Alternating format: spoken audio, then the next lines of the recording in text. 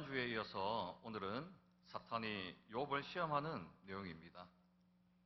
6절을 보시게 되면 어느 하루에 하나님의 아들들이 와서 여호와 앞에 섰고 사탄도 그들 가운데 섰음을 봅니다.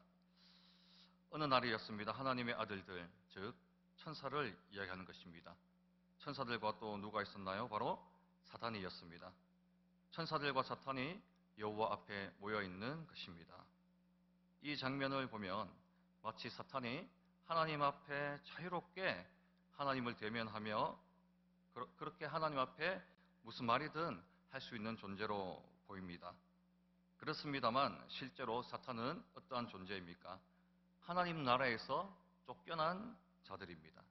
하나님 나라에 절대로 올 수 없는 자들임에도 불구하고 오늘 본문에 나타난 이 사탄이 하나님 앞에 설 수 있었던 것은 하나님께서 사탄이 올 수 있도록 명령 혹은 허용하셨기 때문입니다. 즉 사탄의 모든 활동과 그리고 하는 일은 전적으로 누구의 권세 아래에 있습니까? 바로 하나님의 권세 아래에 있음을 우리가 확실히 알고 본문을 봐야 합니다. 자, 7절을 보시게 되면은 사탄은 이 세상 이곳저곳을 두루 돌아다니는 존재임을 알 수 있습니다. 즉 사탄의 활동 범위입니다. 베드로전서 5장 8절에서 9절을 보시면 대적마귀가 우는 사자와 같이 두루 삼키며 삼킬 자를 찾는다고 했습니다. 그러므로 이 세상 모든 것이 사탄의 활동 범위 안에 있다는 사실입니다. 여러분, 이렇게 사탄은 이 세상 모든 곳에서 활동할 뿐만 아니라 하나님의 자녀들 한 명 한 명을 어떻게 해요? 주의 깊게 관찰한다라는 겁니다. 우리가 홀로 있더라도 성령 하나님께서 또 하나님께서 불같은 눈동자로 우리를 지켜보시겠지만 반대로 이 사탄 마귀도 우리를 주의 깊게 관찰하고 있다라는 겁니다. 이것이 무슨 의미겠습니까? 우리의 약점을 찾고 있다라는 겁니다. 우리의 약점을 이용해서 언제든지 넘어뜨리려고 하고 있는 그 존재가 바로 사탄 마귀인 것이죠. 그래서 베드로는 그렇게 말합니다.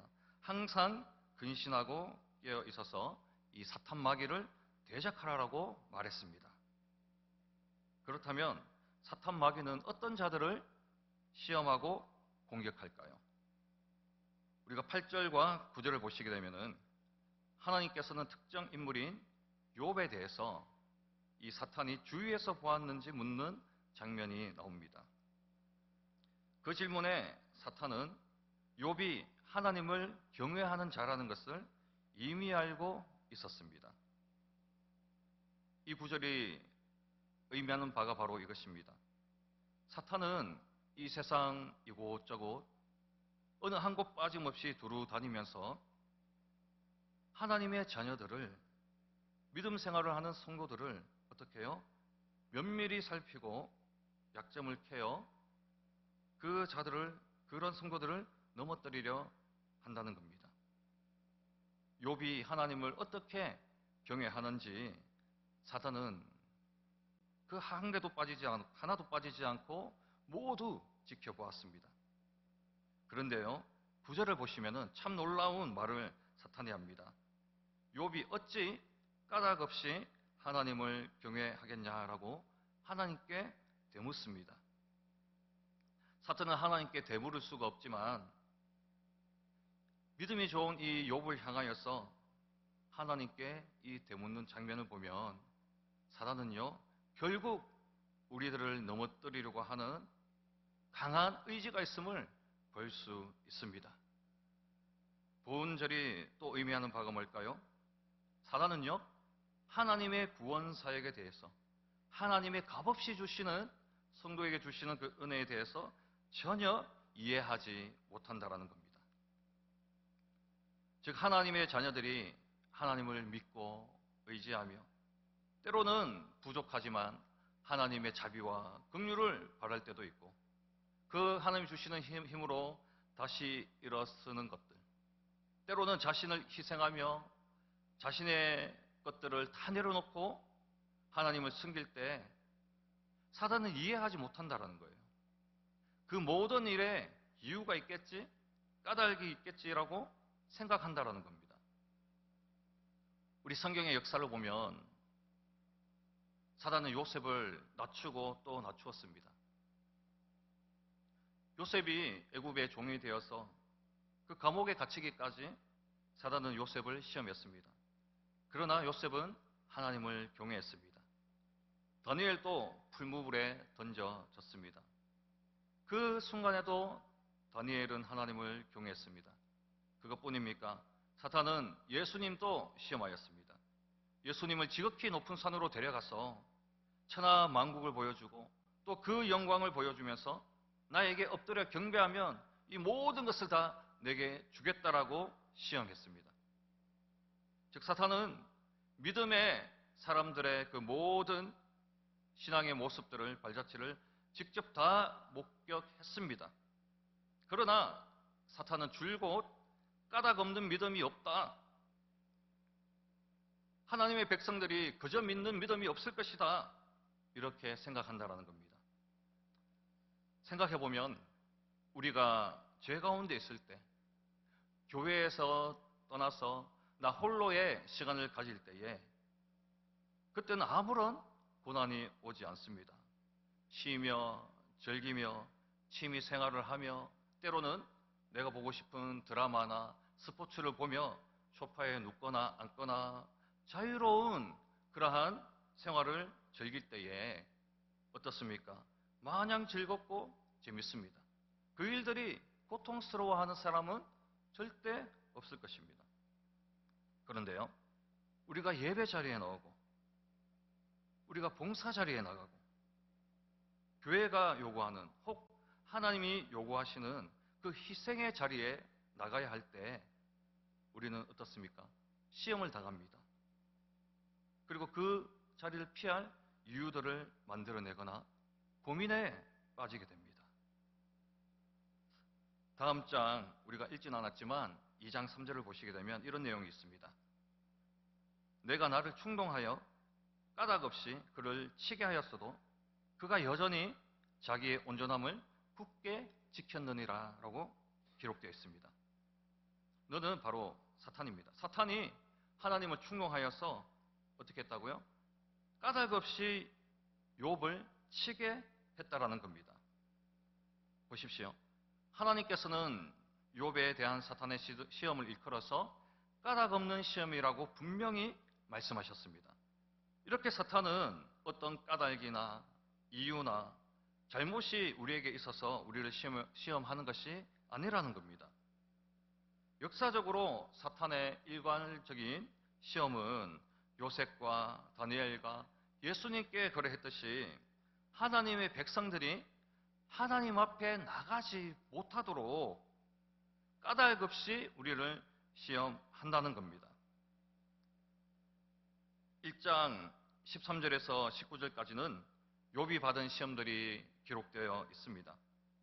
욥은 인간으로서 도저히 감당할 수 없는 시험을 받게 됩니다. 욥의 종들이 아직 욥에게 말하는 동안에 연속적으로 욥은 공격을 받습니다. 스바 사람이 소와 나귀를 빼앗았습니다. 하나님의 불이 그 양들과 종을 불살랐습니다. 갈대아 사람들이 약대를 빼앗고요, 큰 바람으로 인해서 욥의 모든 자녀들이 죽었습니다. 보십시오. 사단의 공격은요, 자비도 없고 한계도 없습니다. 여러분, 어떤 방법이든지 성도들을 좌절과 절망에 빠뜨리려 한다라는 겁니다. 그래서 믿는 성도들이 자신의 처지를 비관하고 하나님과 멀어지게 만드는 것이 바로 사단의 목적이라는 겁니다. 이렇게 사단은 언제 어디서 우리를 공격하고 시험할지 모릅니다. 우리가 근신하고 깨어 기도하지 않으면 오늘 이 본문 말씀을 우리의 가슴 깊이 새기고 하루하루를 살아가지 않으면 욥이 사단에게 까닭 없이 시험을 받듯이 우리도 언제 어디서든 사단에게 시험 받을 수 있습니다. 사단의 공격에서는요, 이유가 없습니다. 까닭이 없습니다. 내가 새벽 기도를 잘 드렸으니까, 내가 일천번제를 드리니까, 나는 하루 한 장씩 한 장씩 말씀을 보니까, 나를 위해서 누군가가 중보기도 해주니까, 나는 교사로 섬기니까, 나는 봉사를 하니까, 이런 이유와 까닭에 사단이 우리를 향한 공격을 멈출까요? 아니라는 겁니다. 우리에 대한 사단의 공격은 까닭도 없고 이유도 없습니다. 그렇다면 우리의 믿음은 어떠해야 하겠습니까? 1장 22절에 이 모든 일에 욥이 범죄하지 아니하고 하나님을 향하여 원망하지 아니하니라. 보십시오. 욥은 자신에게 일어난 모든 일에 대해서 일체 범죄하지 않았습니다. 하나님을 향하여 원망하지도 않았습니다. 사단은요, 욥의 믿음이 분명 어떤 까닭이나 이유가 있겠거니라고 생각했습니다. 그러나 이런 시험을 통해서 욥의 믿음이 드러나게 되었습니다. 욥은 어떤 까닭이나 이유가 없었습니다. 하나님을 믿고 하나님을 경외하는 것에 이유가 없었던 것입니다. 그래서 이유 없는 공격에, 까닭 없는 이 재앙에도 오직 창조주 하나님을 믿고 고백했습니다.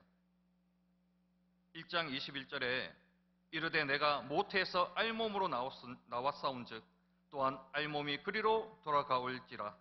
주시니도 여호와시요 부두시니도 여호와시오니 여호와의 이름이 찬송을 받으실지니이다 하고, 여러분, 인간으로서 도저히 감당할 수 없는 이러한 재앙과 같은 이러한 현실 앞에 욥은 여호와를 찬양합니다. 여호와께 감사합니다. 이러한 믿음이 이유 없는 믿음입니다. 까닭 없는 믿음입니다. 어떤 이유로 이런 시험이 내게 왔을까? 내가 무엇을 잘못했길래 이러한 환난이 왔을까?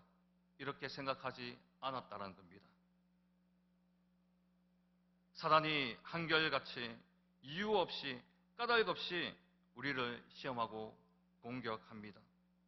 그래서 우리의 믿음은 어떤 이유나 까닭이 있어서 믿는 믿음이 되어서는 안 됩니다. 우리 또한 하나님을 한결같이 이유 없이 까닭 없이 욥처럼 믿고 신뢰해야 합니다. 우리가 하나님을 섬기는 동안 많은 이유들이 있었을 것입니다. 시간이 안 되는데요, 상황이 그렇게 허락하지 않습니다. 그것은 내가 원하는 자리가 아닙니다. 내가 잘하는 것이 있는데 제가 왜 그 자리에서 섬겨야 하나요? 여러분, 누가 알아주고 지켜봐주는 자리는 우리가 서려고 하고, 누가 알아주지도 않고 지켜봐주지 않는 자리에 봉사하라고 하면 선뜻 나설 수 없는 것이 우리의 믿음 아니겠습니까? 이유를 달고 까닭을 만들어서 내에게 손해가 되고 내가 싫어하는 그러한 자리는 피하고 싶고 외면하고 싶은 것이 우리의 마음 아니었습니까?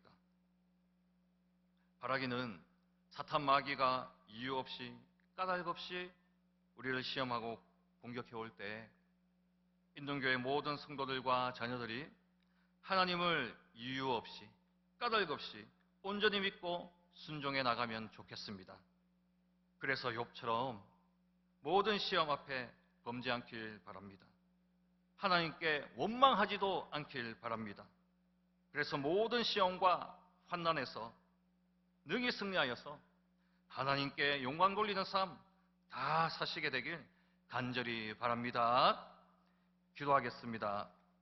하나님 감사합니다. 사탄 마귀의 모든 시험과 공격에서 우리를 보호하시니 감사합니다. 부자비하고 까닭 없는 사단의 공격과 시험 앞에 오직 말씀과 기도로 감사로 이겨낼 수 있는 우리 되게 하여 주시옵소서.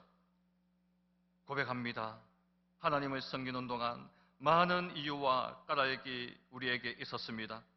그러나 이후로부터 하나님 한 분만으로 만족하며 어떤 섬김의 자리든지 봉사의 자리든지 이유 없이 까닭 없이 섬기고 충성할 수 있는 우리들 되게 하여 주시옵소서. 그렇게 할 때에 사탄의 모든 시험에서 이기게 하시고 오직 하나님께만 영광 돌리는 복되고 거룩한 삶 될 수 있게 인도하여 주옵소서. 예수님의 이름으로 기도합니다. 아멘.